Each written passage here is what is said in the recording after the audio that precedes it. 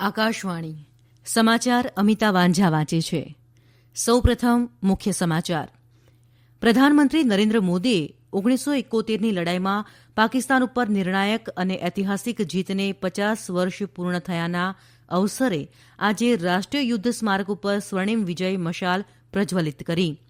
સરકારે આજે જણાવ્યું છે કે જળજીવન મિશન અંતર્ગત 278 લાખ ઘરોને નળ દ્વારા પીવાના પાણીના જોડાણો પૂરા પાડ્યા છે. કેન્દ્ર સરકારે કહ્યું છે કે કોરોના વાયરસની રસીની કોઈપણ આડઅસરને પહોંચી વળવા માટે જરૂરી દિશા નિર્દેશો જાહેર કર્યા છે. નાણામંત્રી નિર્મલા સીતારમણે આજે નવી દિલ્હીમાં આગામી કેન્દ્રીય બજેટ 2021-22ના સંદર્ભમાં નાણાં અને મૂડી બજારના નિષ્ણાંતો સાથે પૂર્વ બજેટ બેઠક યોજી. ગુજરાત સરકારે જમીન ઉપર ગેરકાયદેસર કબજો કરનારા ભૂમાફિયા સામે ગુજરાત લેન્ડ ગ્રેબિંગ પ્રોહિબિશન એક્ટનો કડક અમલ કરવાનું જાહેર કર્યું છે. અને શ્રીલંકાના નૌકાદળે આજે થુથુક્કુડીથી 7 ભારતીય માછીમારોને બંધક બનાવ્યા છે. સમાચાર વિગતવાર. પ્રધાનમંત્રી નરેન્દ્ર મોદીએ 1971ની લડાઈમાં પાકિસ્તાન પર નિર્ણાયક અને ઐતિહાસિક જીતને 50 વર્ષ પૂર્ણ થયાના અવસરે આજે રાષ્ટ્રીય યુદ્ધ સ્મારક ઉપર સ્વર્ણિમ વિજય મશાલ પ્રજ્વલિત કરી. આ જીતના ઉપલક્ષે દેશભરમાં આજે સ્વર્ણિમ વિજય વર્ષ ઉજવાઈ રહ્યો છે. આ સંદર્ભે આખા વર્ષ દરમિયાન દેશમાં વિભિન્ન સ્થાનો પર વિજય સમારોહનું આયોજન કરાશે. 1971માં ભારત પાકિસ્તાન યુદ્ધમાં ભારતે પાકિસ્તાન ઉપર વિજય મેળવ્યો તે નિમિત્તે પ્રતિવર્ષ 16 ડિસેમ્બરને વિજય દિવસના રૂપમાં ઉજવવામાં આવે છે. આ દિવસે સ્વતંત્ર બાંગ્લાદેશનો પણ ઉદય થયો હતો. શ્રી મોદીએ આજે સવારે યુદ્ધ સ્મારક ખાતે શહીદોને શ્રદ્ધાંજલિ અર્પણ કરી અને યુદ્ધ સ્મારકની અમર જવાન જ્યોતિથી 4 સ્વર્ણિમ વિજય મશાલ પ્રજ્વલિત કરી. આ મશાલો સેનાના વિશેષ વાહનો દ્વારા પરમવીર ચક્ર અને મહાવીર ચક્રથી સન્માનિત યોદ્ધાના ગામો સહિત દેશના વિભિન્ન ભાગોમાં લઈ જવાશે. યુદ્ધ સ્થળો તથા શહીદોના ગામોની માટી રાષ્ટ્રીય યુદ્ધ સ્મારક ખાતે લવાશે. આ અવસરે સંરક્ષણમંત્રી રાજનાથસિંહે સ્વર્ણિમ વિજય વર્ષના સ્મૃતિચિહ્નનું અનાવરણ કર્યું. શ્રી સિંહે ટ્વીટ સંદેશમાં કહ્યું કે ભારતીય સૈનિકોએ આ યુદ્ધમાં વીરતાનું નવું અધ્યાય લખ્યો હતો. તેમણે કહ્યું કે સૈનિકોનું બલિદાન પ્રત્યેક ભારતીયને પ્રેરણા આપતું રહેશે અને રાષ્ટ્ર હંમેશા તેમને સન્માન સાથે યાદ રાખશે. બાંગ્લાદેશ પણ આજના દિવસે 1971માં પાકિસ્તાનથી બંગબંધુ શેખ મુજીબુર રહેમાનના નેતૃત્વમાં વિશ્વના નકશા ઉપર સાર્વભૌમ રાષ્ટ્ર તરીકે ઉભરી આવ્યું હતું, જેથી આજના દિવસને બાંગ્લાદેશ બિજોય દિવસ ઉજવે છે. બાંગ્લાદેશ મુક્તિ સંગ્રામના શહીદોના સન્માનમાં રાષ્ટ્રપતિ અબ્દુલ હામિદ અને પ્રધાનમંત્રી શેખ હસીના દ્વારા ઢાકા ખાતે રાષ્ટ્રીય સ્મારક ઉપર શ્રદ્ધાસુમન અર્પણ કરવામાં આવ્યા હતા. આ પ્રસંગે એક સંદેશમાં પ્રધાનમંત્રી શેખ હસીનાએ ચેતવણી આપતા જણાવ્યું કે સરકાર કોઈપણને ધર્મના નામે દેશમાં અરાજકતા ઊભી થવા નહીં દે.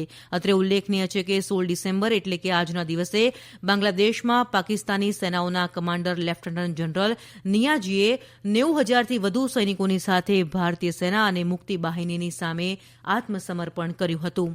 સરકારે આજે જણાવ્યું છે કે જળજીવન મિશન અંતર્ગત 278 લાખ ઘરોને નળ દ્વારા પીવાના પાણીના જોડાણો પૂરા પાડ્યા છે. હાલ દેશમાં 6 કરોડથી વધુ ગ્રામીણ વિસ્તારોમાં નળ દ્વારા તેમના ઘરોમાં પીવાનું પાણી મળી રહ્યું છે. ગયા વર્ષે 15મી ઓગસ્ટે આ મિશનની જાહેરાત કરવામાં આવી હતી. જળશક્તિ મંત્રાલયે જણાવ્યું છે કે દેશના 18 જિલ્લાઓમાં તમામ ઘરોમાં નળ જોડાણ પૂરા પાડ્યા છે. અત્રે ઉલ્લેખનીય છે કે જળશક્તિ મંત્રાલય 2024 સુધીમાં દેશના ગ્રામીણ ઘરોમાં નળ જોડાણો દ્વારા પીવાનું શુદ્ધ પાણી પહોંચાડવાના ઉદ્દેશથી રાજ્યોના સહયોગથી જળજીવન મિશનને અમલ કરી રહ્યું છે. મંત્રાલયે જણાવ્યું કે આ મિશન અંતર્ગત 2020-21માં રાજ્ય અને કેન્દ્ર શાસિત પ્રદેશોના ગ્રામીણ વિસ્તારોમાં પાણીના જોડાણના અમલીકરણ માટે 23,500 કરોડ રૂપિયાની ફાળવણી કરવામાં આવી છે. મંત્રાલયે વધુમાં એમ પણ જણાવ્યું કે વિવિધ રાજ્યો અને કેન્દ્ર શાસિત પ્રદેશો 2024 પહેલા મિશનનું લક્ષ્ય હાંસલ કરવા માટે પ્રતિબદ્ધ છે. નાણામંત્રી નિર્મલા સીતારમણે આજે નવી દિલ્હીમાં આગામી કેન્દ્રીય બજેટ 2021-22ના સંદર્ભમાં નાણાં અને મૂડી બજારના નિષ્ણાંતો સાથે ચોથી પૂર્વ બજેટ બેઠક યોજી. સુશ્રી સીતારમણ સાથે બેઠકમાં નાણાં સચિવ ડોક્ટર એ.બી. પાંડે, આર્થિક બાબતોના સચિવ તરુણ બજાજ, મુખ્ય આર્થિક સલાહકાર કે.વી. સુબ્રમણ્યમ અને અન્ય વરિષ્ઠ અધિકારીઓ પણ ઉપસ્થિત રહ્યા હતા. નાણામંત્રીએ આ પહેલા ટોચના ઉદ્યોગકારો સાથે પણ પૂર્વ બજેટ બેઠક યોજી હતી. અમારા સંવાદદાતા જણાવે છે કે વાર્ષિક બજેટ રજૂ કરતા પહેલાની પરંપરા અનુસાર ઉદ્યોગ અને વાણિજ્ય સંગઠનો, વેપાર સંગઠનો અને નિષ્ણાંતો સાથે પૂર્વ બજેટ ચર્ચા કરવામાં આવે છે. કેન્દ્રીય મંત્રીમંડળે આજે ટેલિકોમ ક્ષેત્રે રાષ્ટ્રીય સુરક્ષા માટેની માર્ગદર્શિકાને મંજૂરી આપી છે. પત્રકારો સાથેની વાતચીતમાં માહિતી ટેકનોલોજી મંત્રી રવિશંકર પ્રસાદે જણાવ્યું કે દેશની રાષ્ટ્રીય સુરક્ષા સુનિશ્ચિત કરવાના ઉદ્દેશ્યથી માર્ગદર્શિકાને મંજૂરી આપવામાં આવી છે. માર્ગદર્શિકાની જોગવાઈઓ હેઠળ સપ્લાય ચેઇનની સુરક્ષા જાળવવા માટે ટેલિકોમ સર્વિસ પ્રોવાઇડર્સના હિત માટે વિશ્વસનીય સ્ત્રોતો અને ઉત્પાદનોની સૂચિ જાહેર કરવામાં આવશે. તેની કાર્યપદ્ધતિનો નિર્ણય રાષ્ટ્રીય સાયબર સિક્યુરિટી કોઓર્ડિનેટર NCSC કરશે. ટેલિકોમ્યુનિકેશનના સાધનોની ખરીદી માટે નિયુક્ત સંસાધનોની સૂચિ પણ તૈયાર કરવામાં આવશે. જોકે ટેલિકોમ સર્વિસ પ્રોવાઇડર્સ નેટવર્કમાં ઉપયોગમાં લેવાતા ઉપકરણોને બદલવું વર્તમાન માર્ગદર્શિકામાં ફરજિયાત નથી. જોકે આ માર્ગદર્શિકા વર્તમાન કરારને પણ અસર કરતી નથી. Telecommunication department telecom service providers દ્વારા પૂરી પાડવામાં આવતી સેવાઓ પર નજર રાખવા માટેની માર્ગદર્શિકામાં યોગ્ય ફેરફાર કરી શકશે. તેમજ માર્ગદર્શિકાની જોગવાઈઓના અમલ માટે લાયસન્સની શરતોમાં યોગ્ય સુધારા કરશે. ગુજરાત સરકારે જમીન ઉપર ગેરકાયદેસર કબજો કરનારા ભૂમાફિયા સામે ગુજરાત લેન્ડ ગ્રેબિંગ પ્રોહિબિશન એક્ટનો કડક અમલ કરવાનું જાહેર કર્યું છે. ગાંધીનગરમાં પત્રકાર પરિષદમાં મુખ્યમંત્રી વિજય રૂપાણીએ જણાવ્યું કે ગુજરાત સરકારે ઐતિહાસિક નિર્ણય લઈને લેન્ડ ગ્રેબિંગ પ્રોહિબિશન એક્ટ 2020ની કાયદાકીય જોગવાઈઓનો આજથી કડક અમલ કરવાનો નિર્ણય કર્યો છે. આ કાયદા હેઠળ ગુનેગારોને દોષિત ઠરેથી ઓછામાં ઓછી 10 વર્ષ અને વધુમાં વધુ 14 વર્ષ સુધીની કેદ તેમજ મિલકતોની જંત્રીની કિંમત સુધીના દંડને પાત્ર રહેશે.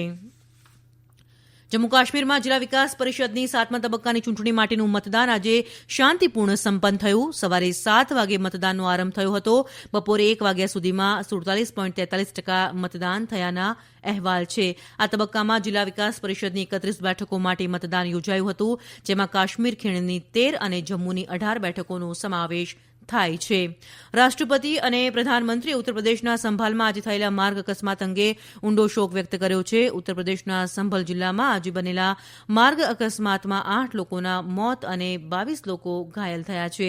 આ ઘટનામાં 6 લોકો ગંભીર રીતે ઘાયલ થયા છે, જેથી મૃતકોની સંખ્યા વધી શકે તેમ છે. અત્રે ઉલ્લેખનીય છે કે સંભલ મુરાદાબાદ હાઈવે ઉપર આજે વહેલી સવારમાં સરકારી બસ અને ગેસ ટેન્કર ટકરાતા અકસ્માત સર્જાયો હતો. મુખ્યમંત્રી યોગી આદિત્યનાથે અકસ્માત અંગે શોક વ્યક્ત કર્યો છે અને જિલ્લા અધિકારીઓને રાહત અને બચાવ કામગીરી ઉપર દેખરેખ રાખવા જણાવ્યું છે. દેશમાં કોરોનાના દર્દીઓ સાજા થવાનો દર 95.21% થયો છે. ગઈકાલે દેશમાં કોરોનાના 33,000થી વધુ દર્દીઓ સાજા થયા. આ સાથે સમગ્ર દેશમાં કોરોનાના દર્દીઓનો સાજા થવાનો કુલ આંકડો 94,56,000થી વધુ થયો છે. જોકે છેલ્લા 24 કલાકમાં 26,382 કોરોનાના નવા કેસ નોંધાયા છે. અને હવે સાંભળીએ કોરોના અંગેનો એક ખાસ સંદેશ.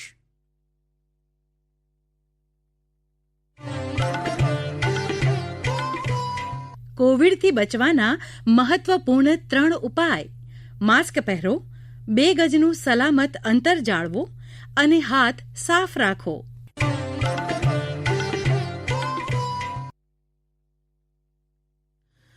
શ્રીલંકાના નૌકાદળે આજે થુથુકકુડીથી 7 ભારતીય માછીમારોને બંધક બનાવ્યા છે.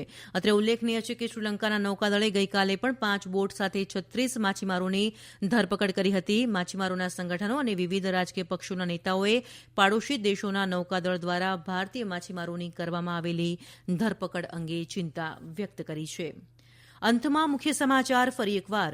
પ્રધાનમંત્રી નરેન્દ્ર મોદીએ 1971ની લડાઈમાં પાકિસ્તાન પર નિર્ણાયક અને ઐતિહાસિક જીતને 50 વર્ષ પૂર્ણ થયાના અવસરે આજે રાષ્ટ્રીય યુદ્ધ સ્મારક ઉપર સ્વર્ણિમ વિજય મશાલ પ્રજ્વલિત કરી. સરકારે જણાવ્યું છે કે જળજીવન મિશન અંતર્ગત 278 લાખ ઘરોને નળ દ્વારા પીવાના પાણીના જોડાણો પૂરા પાડ્યા છે.